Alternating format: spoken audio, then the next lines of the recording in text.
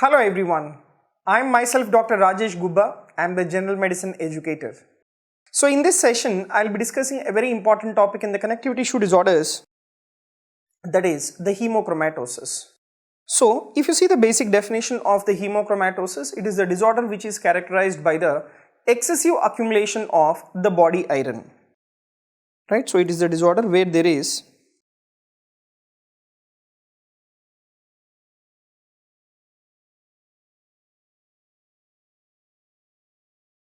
excessive accumulation of the body iron. Okay, so this is what will happen in these patients with the hemochromatosis. And mostly, right, which parts of the body the iron gets accumulated? Mostly the iron gets accumulated within the liver and pancreas. Right, so these are the organs where there is or there will be excessive iron accumulation.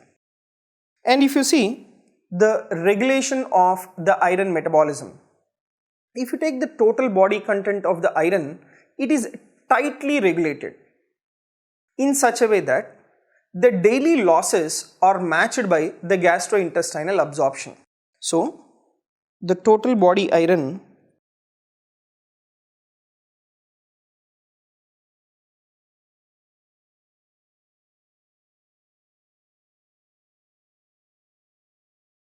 this is tightly regulated. So how is this tightly regulated? The daily losses of iron, whatever are there, they are matched by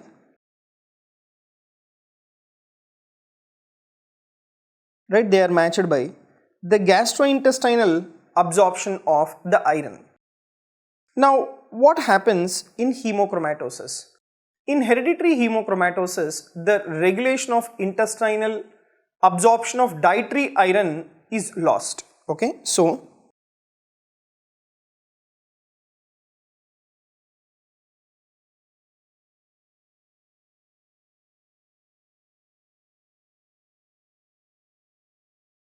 right, so in hereditary hemochromatosis, that regulation of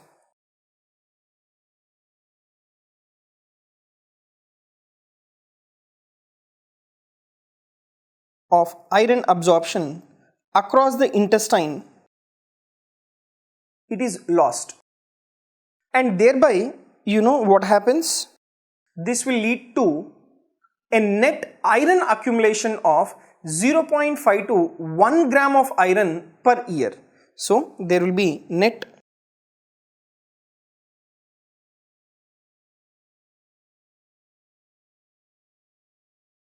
iron accumulation of 0.5 to 1 gram of iron that is being accumulated every year. That is what will happen in these patients with the hemochromatosis. And if you take the genetics in hemochromatosis, so genetics is that mainly we have the two important gene mutations that we need to discuss. One is the HFE gene mutation, and due to which there will be abnormality in the synthesis of a protein called HFE protein. Okay, so the mutation is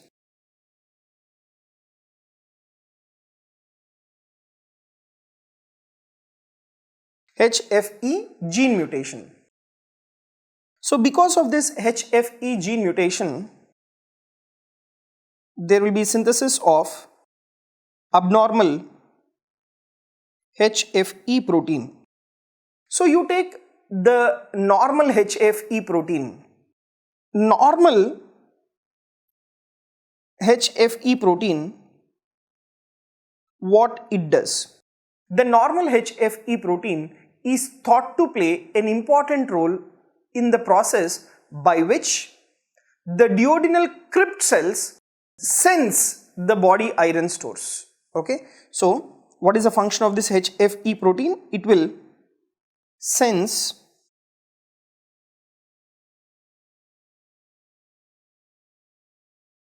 the body iron stores. And where is this particular HFE protein present? the HFE protein, right, it is present within the duodenal crypt cells. And what it will do? It will sense the total body iron stores, and accordingly the absorption of the iron is being managed. So because of mutation of this particular gene, what will happen? Even there will be abnormal HFE protein which will be formed. So because of this abnormal HFE protein, right, because of this abnormal HFE protein, there is increased absorption of iron from the duodenum.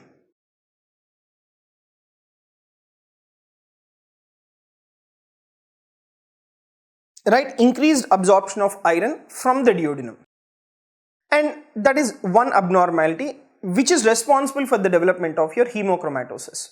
Next, there is also decrease in the synthesis or expression of the hepcidin, right? So you take this hepcidin, this is a molecule, right? You know, there is decrease in the synthesis of this molecule,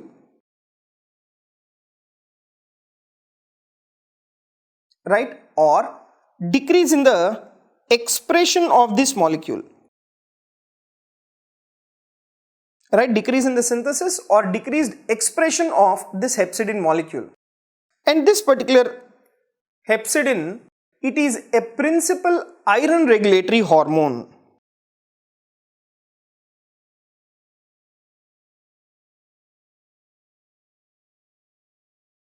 Right, it is a principal iron regulatory hormone, and this hepcidin is thought to be a key pathogenetic factor in all forms of hemochromatosis, right? So it is an iron regulatory hormone, which one, the hepcidin. Because of this gene mutation, the hepcidin synthesis or expression of the hepcidin will be reduced or it will be altered. Now we have two forms of the hemochromatosis, right? And what are those two forms of hemochromatosis is, we have type 1A hemochromatosis. Type 1A hemochromatosis, it constitutes 85% of patients with well established hemochromatosis, and in these individuals the mutation is C282Y mutation. Okay, right? So actually whatever I was discussing, right, this HFE gene mutation, it is actually, I'm very sorry here, it is actually the HFE protein which will be abnormal, right? And the gene mutation, what you will observe here is C282Y gene mutation, right? I'm very sorry for this. So C282Y gene mutation, that is what is responsible for abnormal HFE protein synthesis, and this constitutes 85% of cases of the hemochromatosis. Now we have one more form of the hemochromatosis. The other form of the hemochromatosis is type 1B hemochromatosis. Now what is this 1B hemochromatosis? 1B hemochromatosis, it is the heterozygous mutation.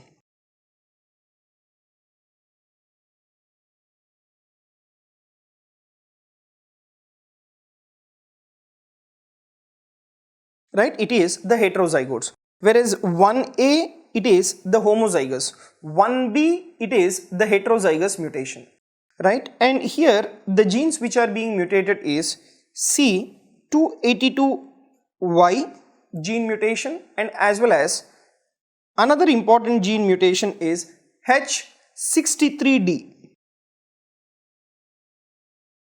gene mutation. So these two gene mutation are responsible for the development of type 1B hemochromatosis, right? and this constitutes a small percentage of patients, right? This constitutes small percentage of patients with hemochromatosis. Now, after having discussed about the genetics of hemochromatosis, let me discuss the distribution of iron. See, you have to know that the total body iron pool, it ranges from 2 to 6 grams in normal adults. Okay, so total body iron pool, right, it is around 2 to 6 grams in normal adults.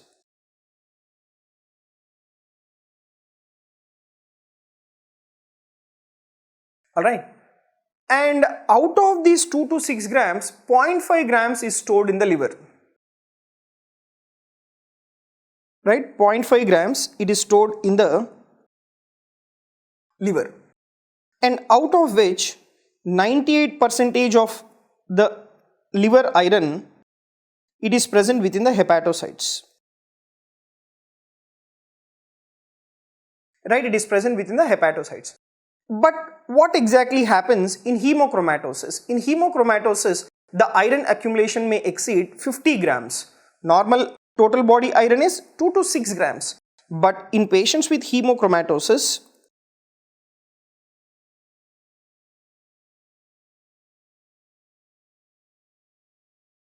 right, the total body iron or the total iron accumulation may exceed,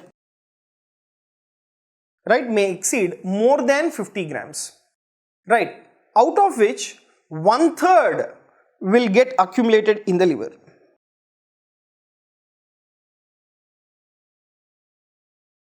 Right, out of which 1/3 is accumulated in the liver. Okay, next. Now, the other important point is that the iron accumulation in case of hemochromatosis will occur lifelong, right? And what is the rate of net iron accumulation in hemochromatosis? The rate of net iron accumulation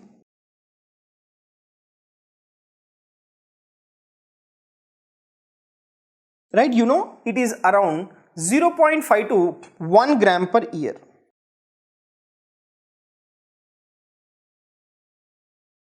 Right, it is around 0.5 to 1 gram per year. And when will the manifestations of the disease will be present? The disease, right, the disease manifests itself typically after 20 grams of the storage iron. So, when more than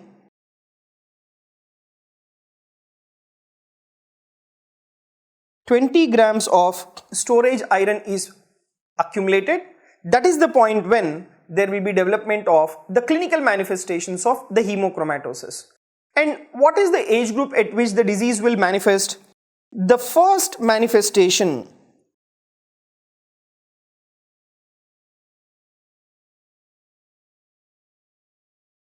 right, the first manifestation will be around 5th to 6th decade of life.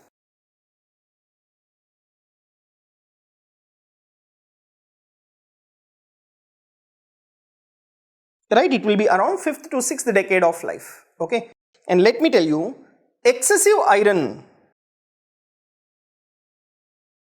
right, excessive iron, it is directly toxic to the host tissues.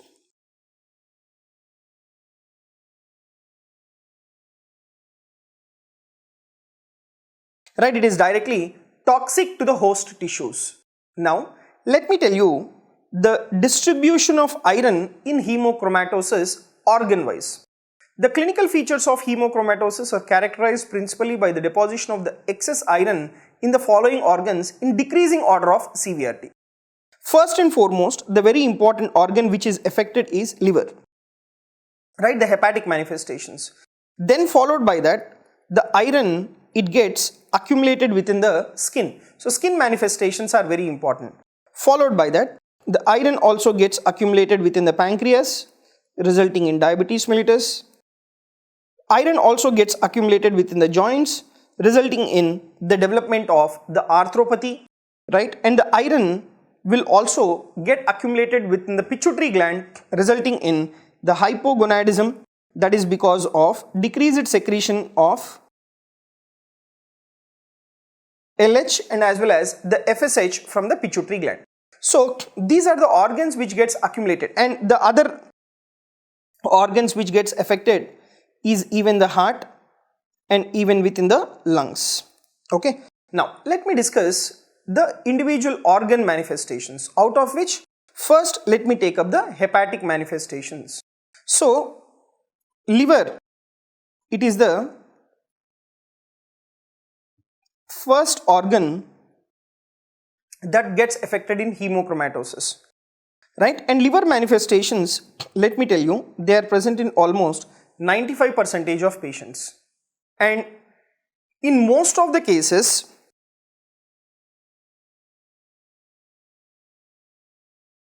in most of the cases there will be presence of the hepatomegaly, and these individuals with hepatic manifestations will go to a stage of development of cirrhosis. Micronodular cirrhosis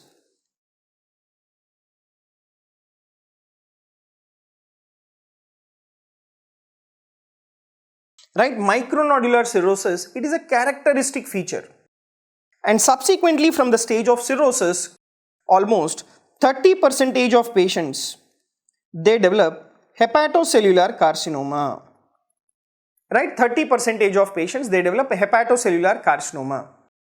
Now these individuals will develop the manifestations of the liver cell failure. What will be the manifestations of liver cell failure? That will be loss of the body hair, so in the sense the individual will have alopecia, and there will be development of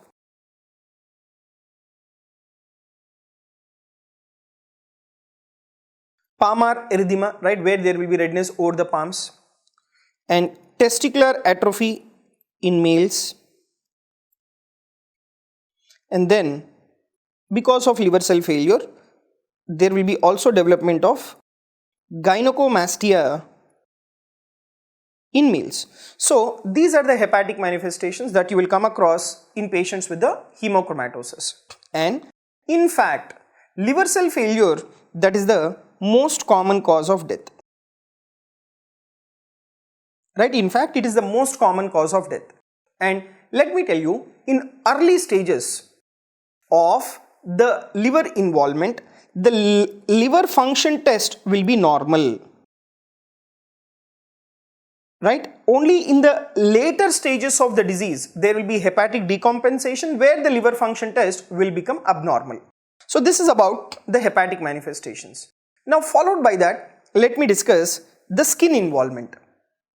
Skin involvement, there will be excessive pigmentation of the skin,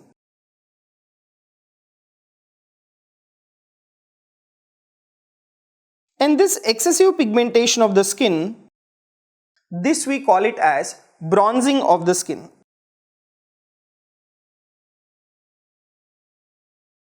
This we call it as bronzing of the skin. Okay, and this particular skin pigmentation results partially due to hemosiderin deposition.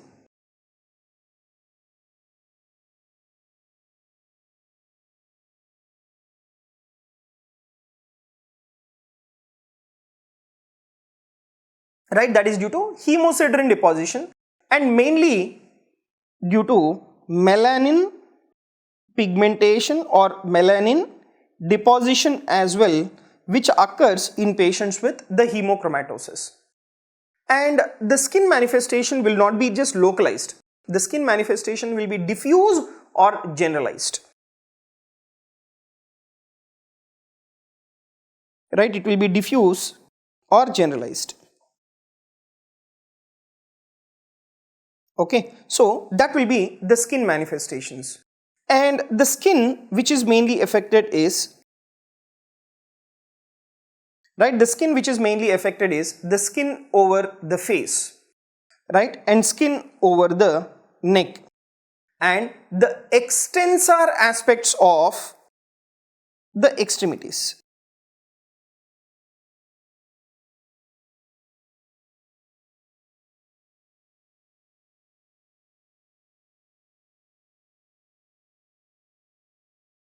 right? Extensor aspects of the extremities. So these are all the areas where there will be the excessive pigmentation.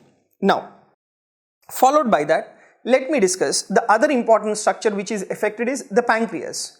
So if you take the pancreatic involvement, there will be degeneration of the beta cells of the pancreas, and pancreas involvement is seen in almost like 65% of individuals, and that will lead to development of the type 1 diabetes mellitus, right? Because once the beta cells are destroyed, there will be decrease in the insulin levels, and that will lead to development of your diabetes mellitus. Then you take the involvement of the joints. Okay, so arthropathy, it is more common.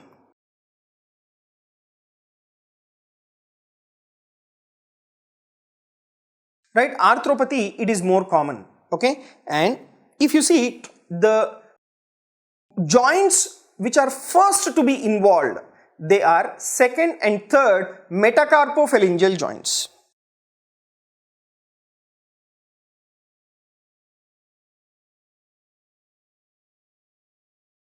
Right, second and third metacarpophalangeal joints, these are first to be involved.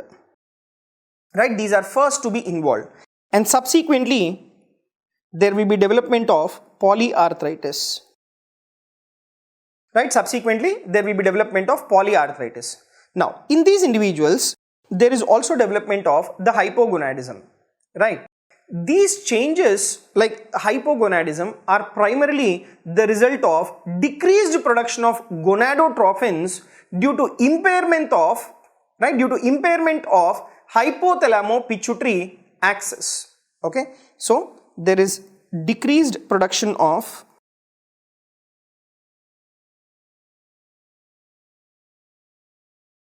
gonadotrophins.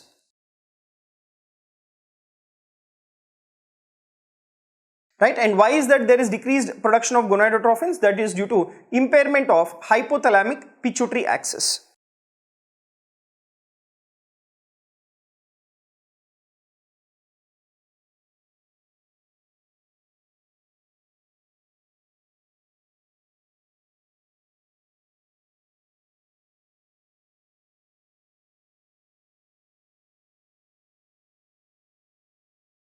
Right, that is due to impairment of hypothalamic pituitary axis. Okay, and this impairment of hypothalamic pituitary axis, it is due to iron deposition.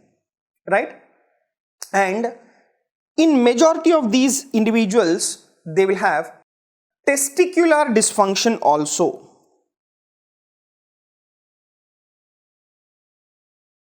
Right, testicular dysfunction also. So apart from impairment of hypothalamo-pituitary axis, there is also the iron accumulation within the testis resulting in testicular dysfunction, and that is also responsible for hypogonadism. And what will be the manifestations due to this hypogonadism? That is loss of libido, right, where there is loss of the sexual desire. There is also impotency, right, and there is also development of amenorrhea in females,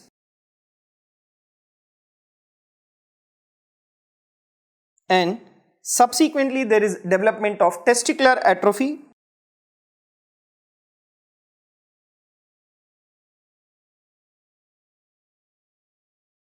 right, and there is also development of gynecomastia,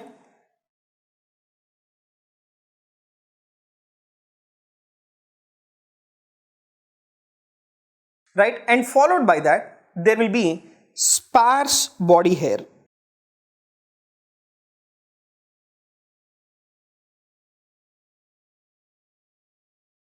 Okay, so these will be the manifestations of the hypogonadism. Right, these are the features of the hypogonadism. So if you take the classical description, the classical description of hemochromatosis is cutaneous hyperpigmentation,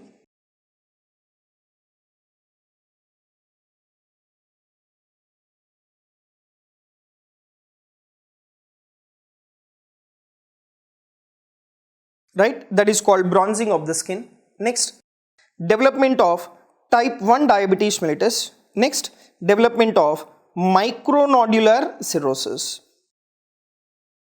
So micronodular cirrhosis means the size of the nodules will be less than 3 mm, right? So that is what you mean by the word micronodular cirrhosis.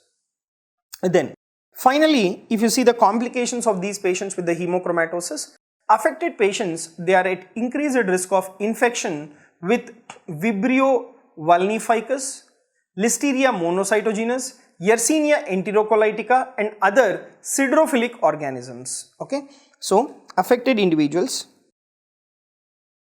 they are at increased risk of infection, right? And what will be the organisms? That includes Vibrio,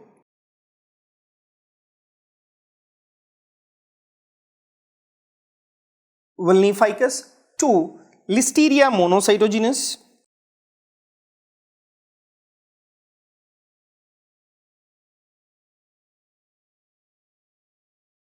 then Yersinia enterocolitica.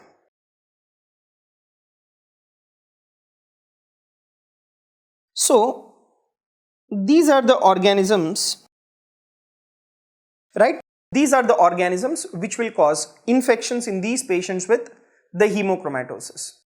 And these patients with C282Y gene mutation or H63D mutation, they are also having increased risk of development of porphyria cutanea tarda.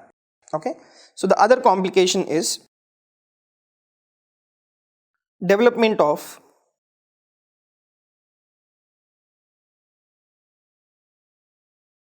porphyria cutanea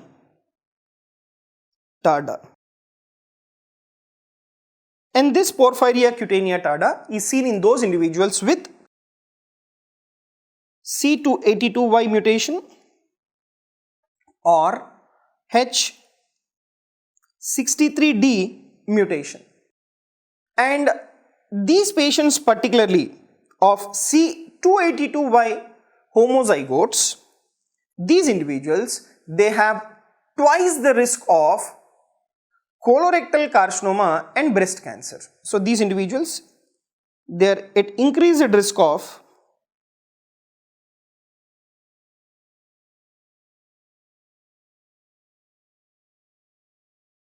colorectal and breast cancer. Okay, so that is about the complications that you come across in patients with the hemochromatosis. Then if you take the investigations, very important thing is you need to do iron studies. Now these patients with hemochromatosis, if they are diagnosed early, then the organ involvement can be saved, and the earlier diagnosis is probably the result of abnormal iron indices in asymptomatic period also. Okay, so basically you have to do the iron studies in which you need to measure the serum iron. So these iron indices will be abnormal even in the absence of the symptoms. Even in the asymptomatic period, the iron studies will be abnormal. And the other important thing is the serum iron binding capacity.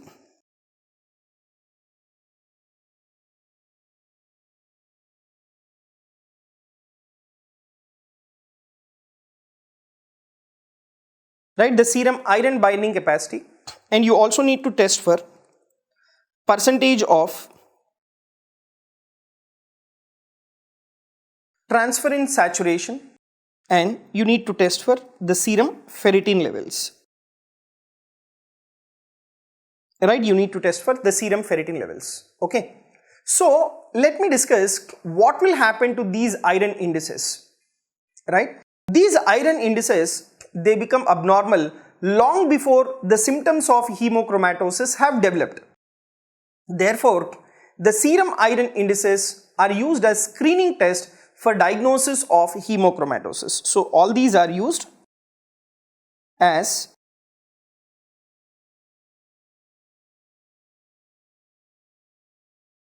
right? All these are used as the screening test for the diagnosis of the hemochromatosis.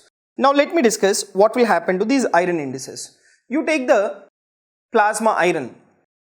Normal value of the plasma iron is around 9 to 27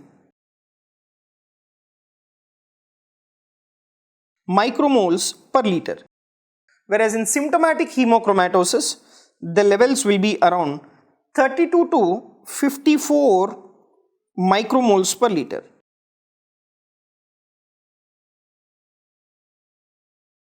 The total iron binding capacity, if you take, the normal value is 45 to 66 micromoles per liter.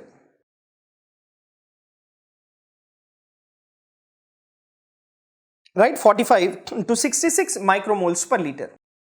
And what will happen in patients with symptomatic hemochromatosis? The total iron binding capacity will be decreased. That is what will happen in patients with symptomatic hemochromatosis.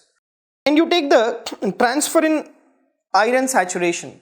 Normal value will be around 22 to 46%. That will be the transferrin iron saturation. But in symptomatic hemochromatosis, the transferrin saturation will be increased and it will be around,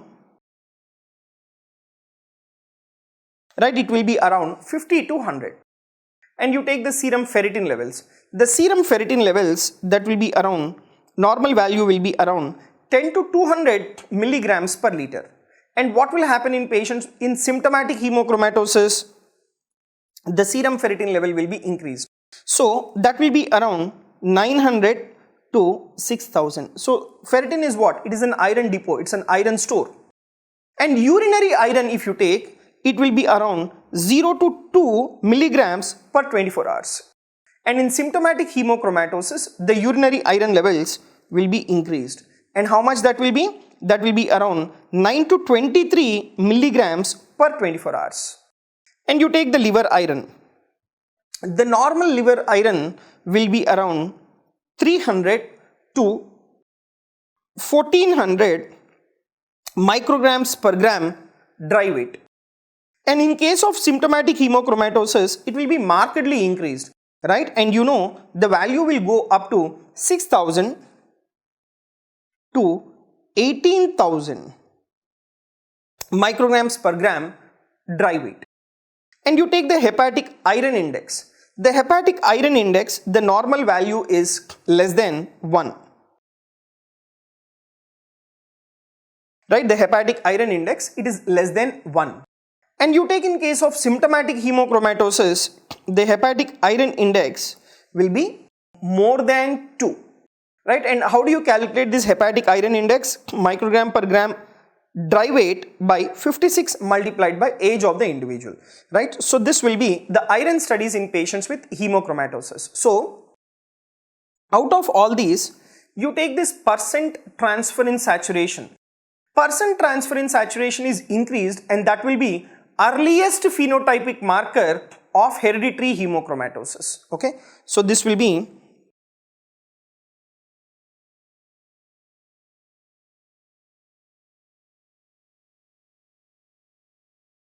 right, this will be the earliest phenotypic marker of the hereditary hemochromatosis, right?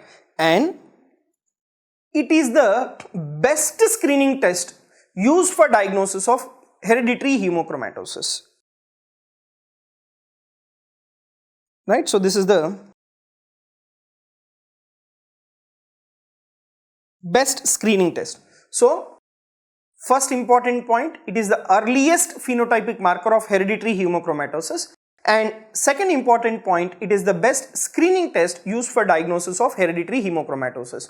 So what will happen to your transferrin saturation percentage? The normal value is 22 to 46%, and it is increased to up to 50 to 100% in patients with the hereditary hemochromatosis. Then how is that you will do confirmatory testing of the hemochromatosis? See, confirmatory testing of the hemochromatosis, it is done by genetic analysis.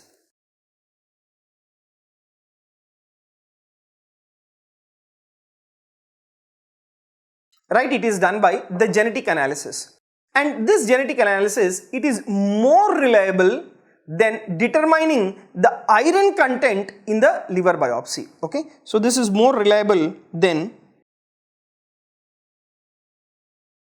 right, it is more reliable than the iron content in the liver biopsy. Okay, so this will be the confirmatory testing.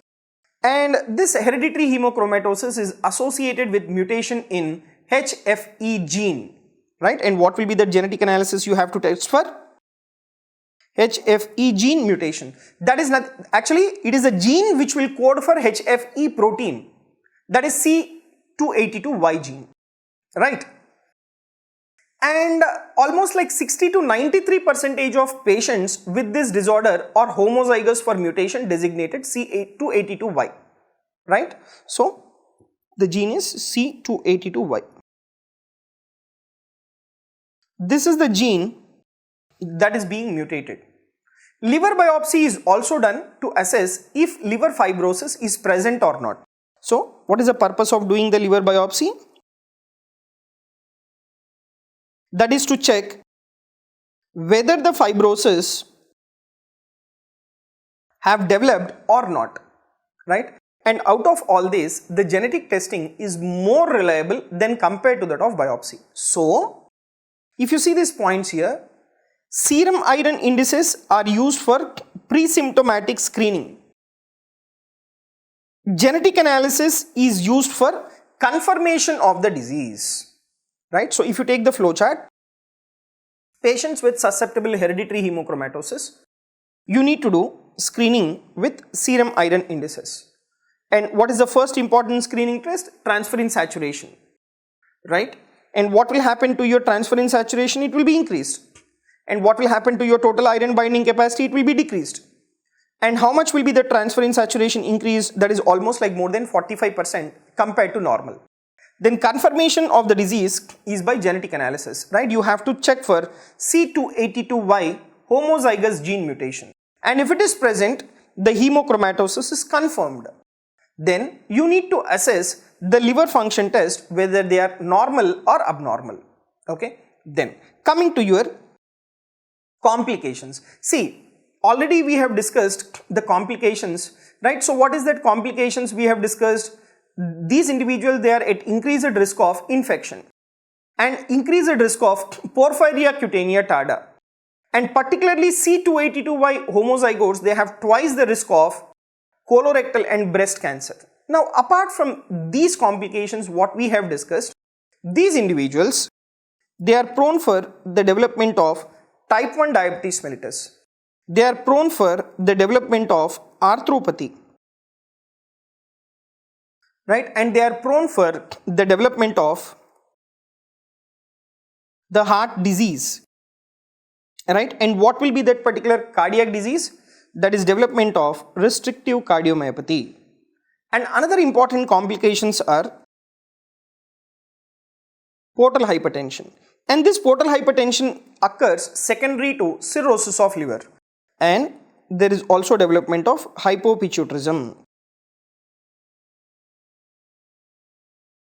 Right, and this hypopituitarism is also due to accumulation of iron within the pituitary gland, and all these individuals, they require the treatment. So let me discuss the treatment of the hemochromatosis. So the treatment of hemochromatosis involves the removal of the excess body. So let me discuss the treatment of the hemochromatosis. So the treatment of hemochromatosis involves the removal of the excess body iron. Okay, so the basic principle is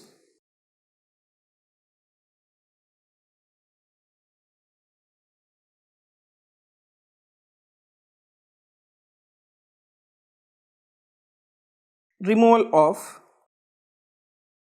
the excess body iron. So that will be the very important part of the treatment, and along with that, supportive therapy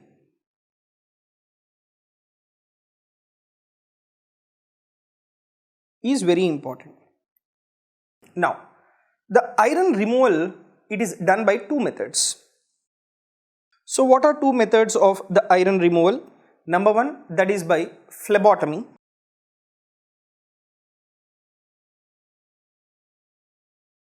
Right, and this particular phlebotomy will be the treatment of choice. Right, this particular phlebotomy will be the treatment of choice. And the other method of removal of the excess body iron is the chelating agents.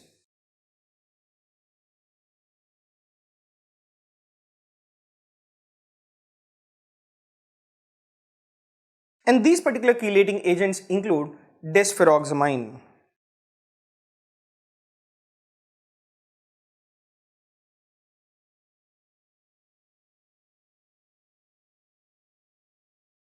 Okay, so these are the two methods by which the removal of the excess iron can be done from the body.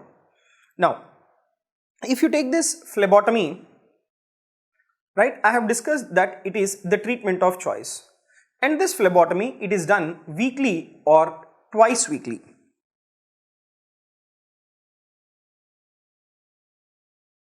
So phlebotomy, in the sense, you need to take out the blood from the individual which is loaded with iron. So this is being done weekly or the twice weekly.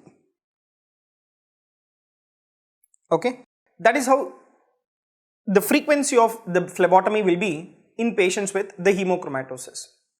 And the chelating agents like deferoxamine are only indicated when anemia or hypoproteinemia is severe enough. Okay, so when will you give deferoxamine? This particular deferoxamine, it is given when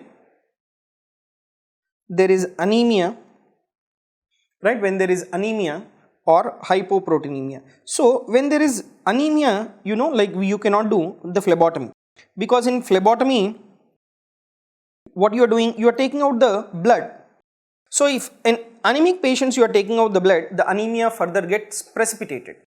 So the better choice between these two will be definitely phlebotomy, right? Now let me discuss little detail about this phlebotomy. So weekly phlebotomy, that is weekly once or twice, has to be done. But whenever you do this phlebotomy, what is the quantity of the blood that has to be removed? You need to remove about 250 to 500 ml of the blood has to be removed. So this 250 to 500 ml of the blood, this contains 250 milligrams of iron.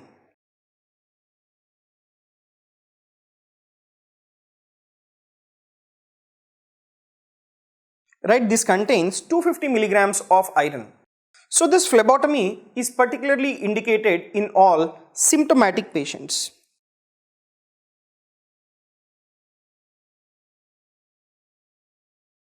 Right, in all symptomatic patients, this phlebotomy is being indicated. And in those individuals with a serum ferritin level of at least 300 micrograms in men or 200 micrograms per liter in women, with an increased fasting iron saturation, phlebotomy has to be done. Okay, so in men with the serum ferritin levels of 300 micrograms per ml, whereas in women the serum ferritin levels of 200 micrograms per liter. Okay, right, in this scenarios, you have to do phlebotomy, or with an increased fasting iron saturation.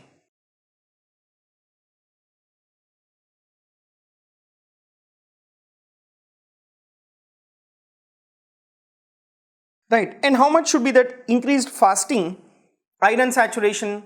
That should be greater than or equal to, right, that will be greater than or equal to 45%, right. So these phlebotomies should be continued for up to 2 to 3 years to achieve the depletion of the iron stores. Okay, so they have to be continued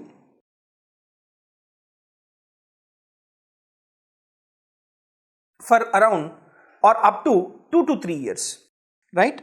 And when you do phlebotomy up to 2 to 3 years, that will achieve the depletion of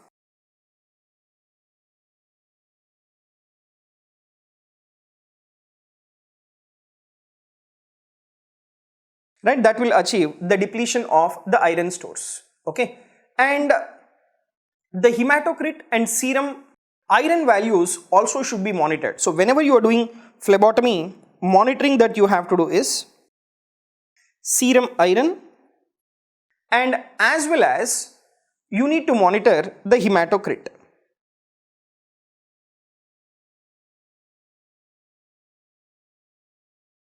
Right, so these two parameters have to be monitored. And when is that the phlebotomy has to be like stopped or the frequencies can be decreased?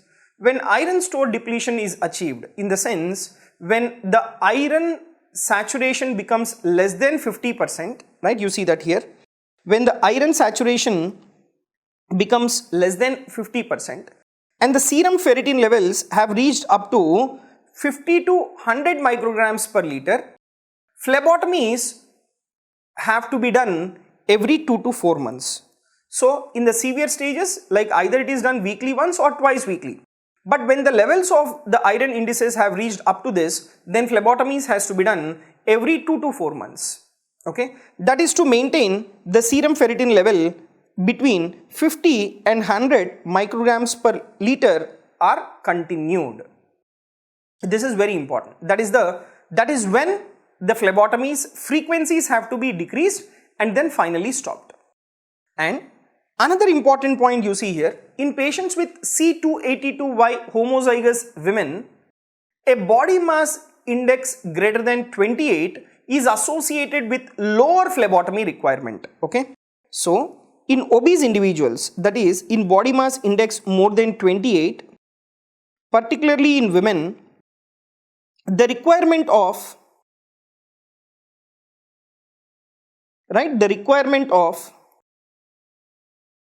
the phlebotomy is less, right? There is lower phlebotomy requirement.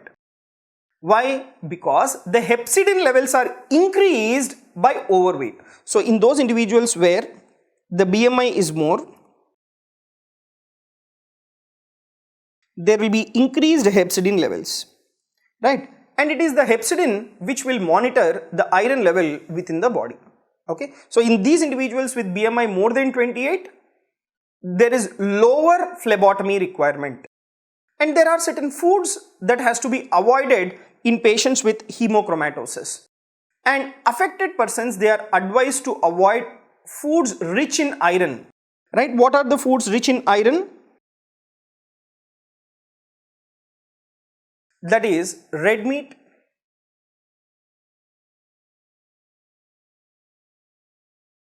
alcohol, vitamin C,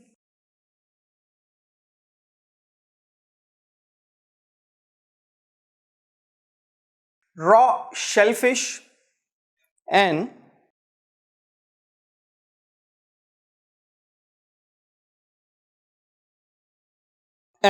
supplemental iron should be avoided. And although dietary restrictions may not be necessary in those undergoing phlebotomy. Okay, so in all these individuals suffering with hemochromatosis, these foods should be avoided. Now, and at the same time, you should know what is the advantage of the proton pump inhibitors. The administration of a proton pump inhibitor reduces the intestinal iron absorption. Right, it reduces intestinal iron absorption, and that is the advantage of proton pump inhibitors like your pantoprazole or omeprazole or rabeprazole. And not only that, the other important advantage is this decreases the maintenance phlebotomy volume requirement. Okay, so this decreases, your proton pump inhibitors decreases the maintenance phlebotomy volume requirement.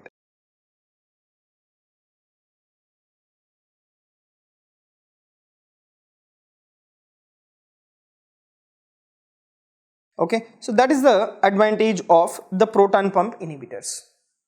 Now, what are the indications of the chelating agents? See, the chelating agents that includes deferoxamine. So, this already just now I have discussed.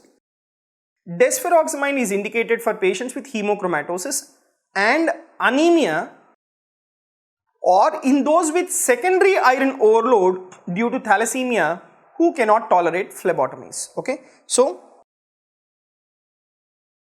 in individuals with hemochromatosis, and along with that,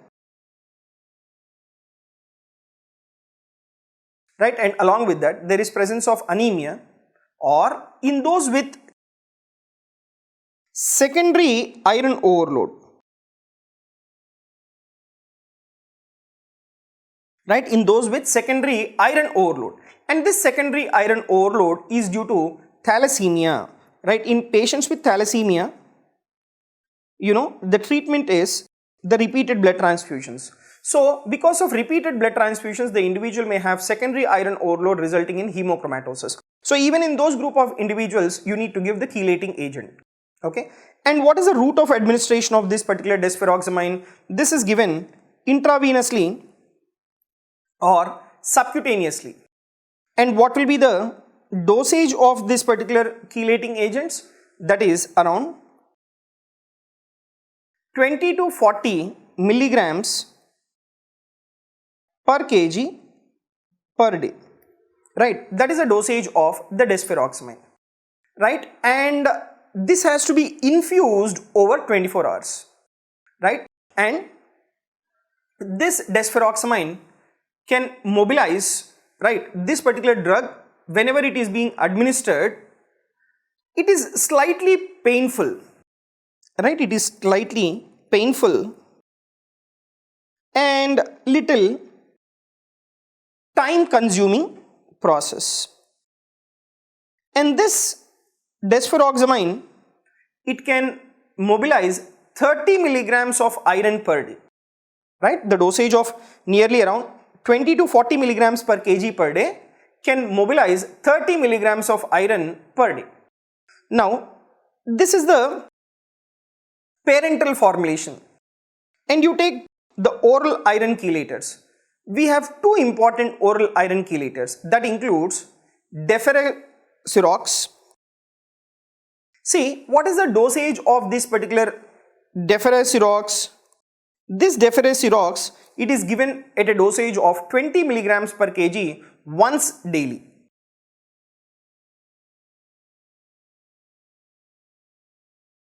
Okay, and another important oral iron chelator is Deferoxamine.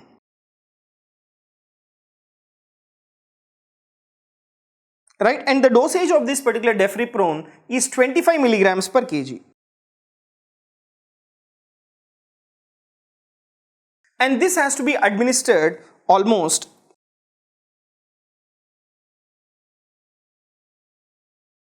thrice daily. Okay, and these drugs, that is Deferoxamine and as well as Deferoxamine, they have been approved for treatment of iron overload due to blood transfusion. So both of these drugs, any of these drugs can be given in those individuals who have iron overload due to blood transfusion. Alright, next, the other important point is they may be appropriate in persons with hemochromatosis who cannot tolerate phlebotomy, right. Those individuals who cannot tolerate phlebotomy, you can give these oral iron chelating agents, right. So to summarize the treatment, first you need to assess the serum ferritin levels, right, and if the serum ferritin levels are elevated, and at the same time you check the liver function test. For suppose if the serum ferritin levels are less than 300 and liver function tests are normal, in such case you need to do retesting in 1 to 2 years. Okay, And for suppose if the serum ferritin levels are like in a range of 300 to 1000 milligrams per liter and liver function tests are normal, this suggests there is absence of fibrosis or cirrhosis, and in those group of individuals you need to do phlebotomy. But in individual serum ferritin levels more than 1000 and liver function tests are abnormal, that means what is that? There is risk of fibrosis and as well as cirrhosis. So in these individuals you need to do liver biopsy, right? Liver biopsy, if it shows iron overload, then phlebotomy has to be done.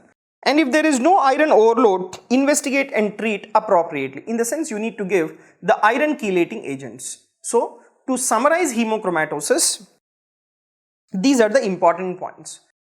This hemochromatosis is usually suspected because of the family history or elevated iron saturation or serum ferritin.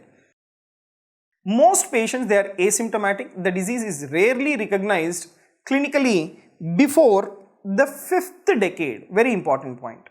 And hepatic manifestations or hepatic abnormalities and cirrhosis, heart failure, hypogonadism and arthritis, these are the clinical manifestation in hemochromatosis. And the gene which is being mutated is C282Y is found in most of the cases. So these are the essentials for the diagnosis of the hemochromatosis. And following that, let me also discuss some of the important multiple choice questions on the topic of hemochromatosis. Thank you very much.